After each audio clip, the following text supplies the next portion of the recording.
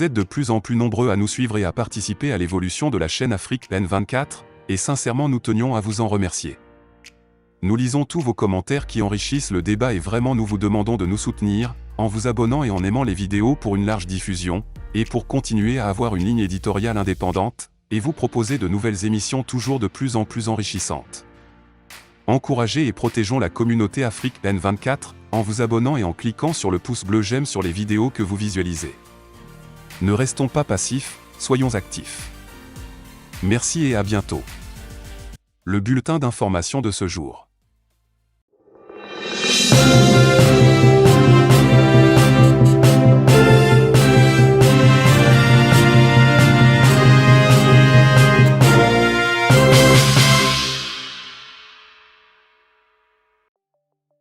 CEDEAO.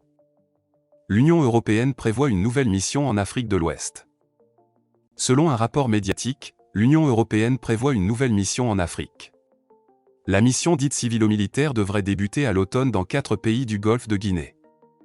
Selon des diplomates de l'UE cités par le journal Welt am Sonntag, les États membres de l'Union européenne ont convenu de lancer une nouvelle mission dite civilo-militaire au Golfe de Guinée à l'automne. Le début de la mission aurait lieu immédiatement après une décision formelle correspondante des ministres des Affaires étrangères de l'UE lors de leur réunion en octobre au Luxembourg. Selon les informations fournies, un nombre encore indéfini de policiers et de soldats seraient envoyés au Ghana, au Togo, au Bénin et en Côte d'Ivoire en Afrique de l'Ouest. La mission aurait 4 objectifs, rapporte le journal en se référant au concept opérationnel de crise déjà finalisé. Outre le renforcement général des forces de sécurité, notamment dans le nord des 4 pays, par le biais de conseils et de formations, la mission comprendrait également une formation de préparation opérationnelle spécifique aux opérations antiterroristes, un soutien technique et la construction de la confiance dans le secteur de la sécurité.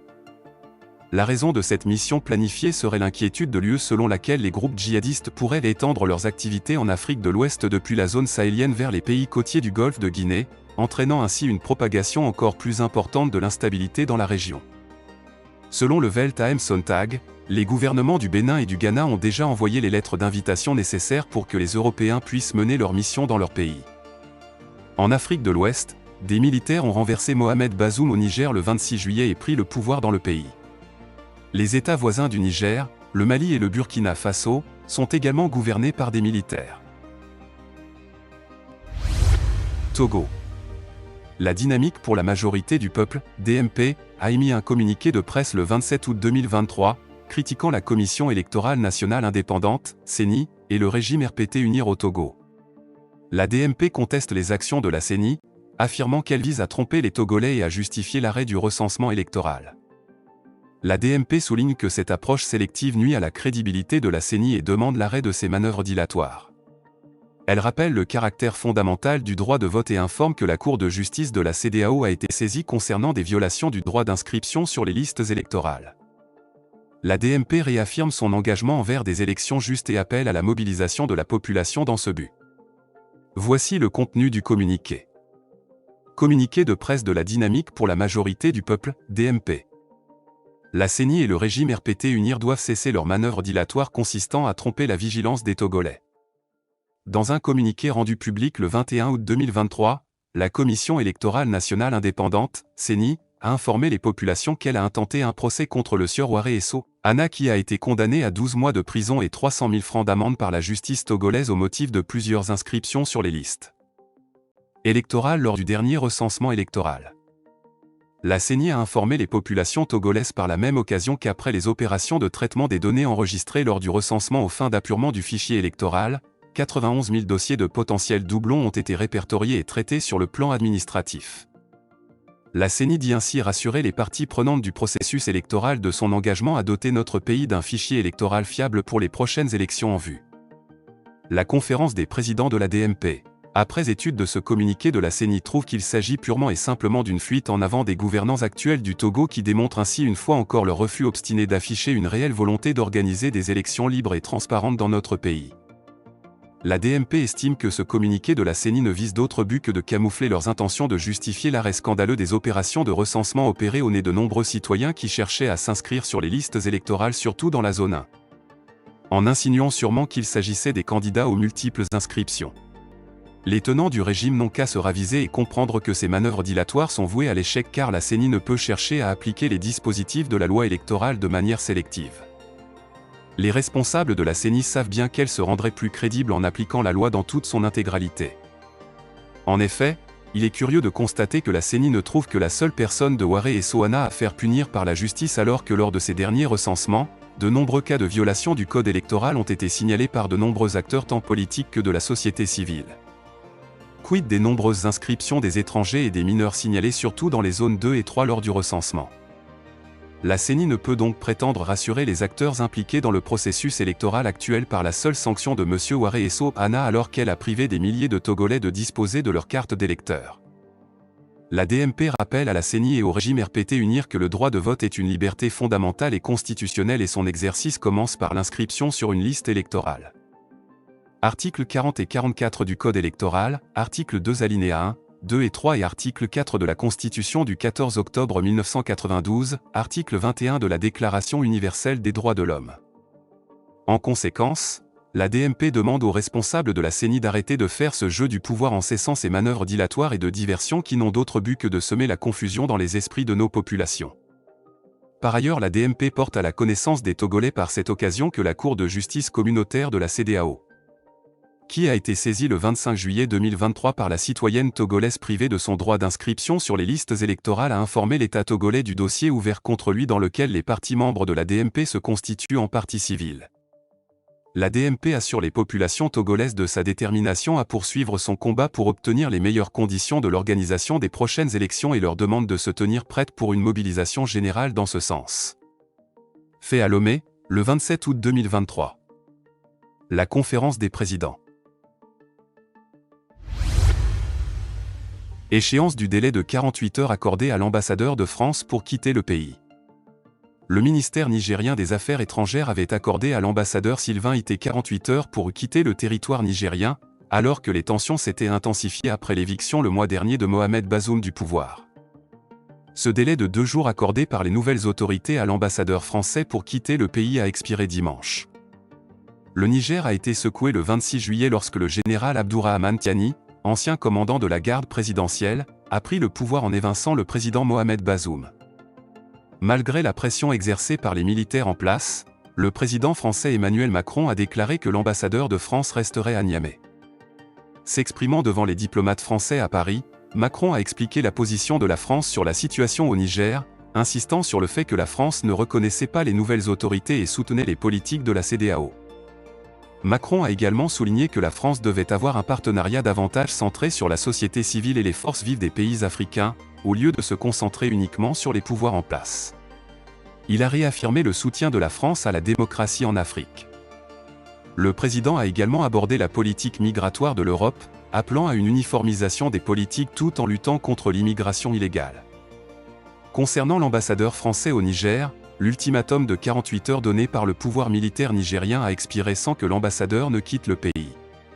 Des mesures de sécurité accrues ont été observées devant l'ambassade de France, et des spéculations circulent sur d'éventuelles interruptions de service si l'ambassadeur ne part pas. La France possède une base militaire et environ 1500 soldats au Niger. En réaction à cette situation, les nouvelles autorités au Niger ont annoncé l'annulation de plusieurs accords de coopération militaire précédemment signés avec la France. Sécurité renforcée autour de l'ambassade de France suite à l'expiration du délai accordé à l'ambassadeur pour quitter le Niger. Après l'expiration du délai de 48 heures accordé à l'ambassadeur français pour quitter le Niger, un dispositif de sécurité renforcé a été déployé autour de l'ambassade de France à Niamey. Cette mesure a été observée par notre correspondant sur place. Parallèlement, plusieurs milliers de personnes se sont rassemblées devant la base militaire française dans la capitale Niamey, comme l'a rapporté notre correspondant. Le 3 août dernier, les autorités militaires nigériennes avaient annoncé la cessation de toute coopération en matière de défense et de sécurité avec la France, exhortant les quelques 1500 soldats français à quitter le Niger dans un délai d'1 mois. Lors d'un rassemblement au Grand Stade de Niamey samedi, un porte-parole du Conseil national pour la sauvegarde de la patrie, CNSP, l'organe mis en place par les militaires au pouvoir, avait appelé la population à éviter tout acte de violence. Pour rappel, le ministère nigérien des Affaires étrangères avait exigé que l'ambassadeur Sylvain Ité quitte le territoire nigérien dans un délai de 48 heures, alors que les tensions avaient monté en flèche après l'éviction du président Mohamed Bazoum le 26 juillet dernier. Niger. Plusieurs chefs terroristes neutralisés. Dans un récent communiqué émanant du ministère de la Défense nationale du Niger, une nouvelle victoire significative dans la lutte contre le terrorisme a été annoncée.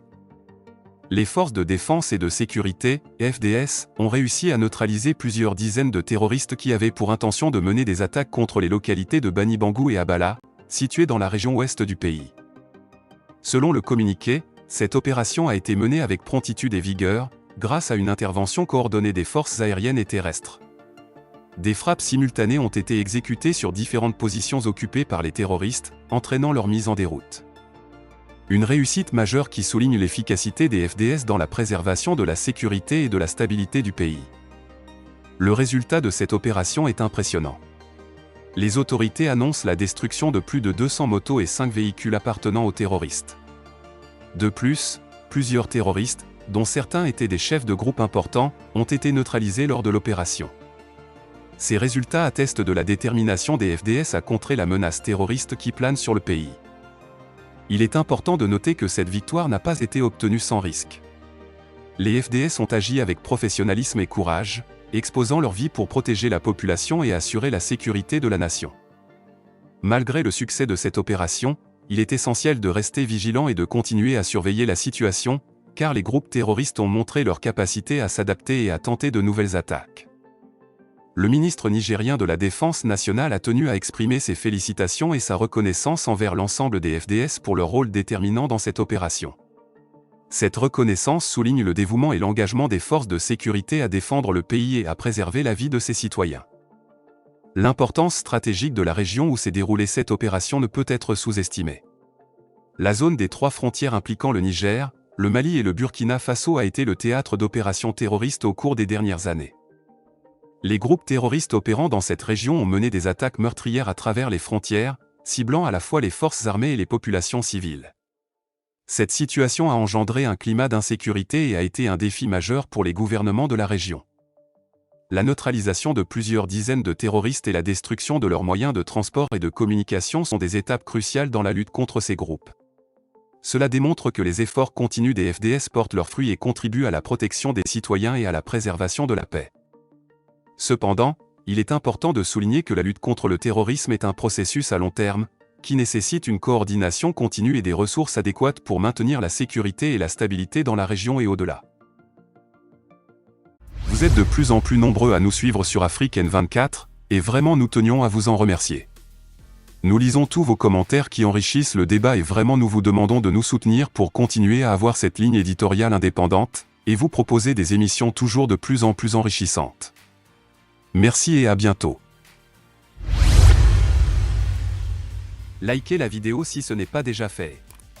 Laissez aussi votre point de vue en commentaire. Abonnez-vous et cliquez aussi sur la petite cloche de notification pour ne rien rater de nos prochaines vidéos. N'oubliez pas de partager aussi la vidéo et de la liker.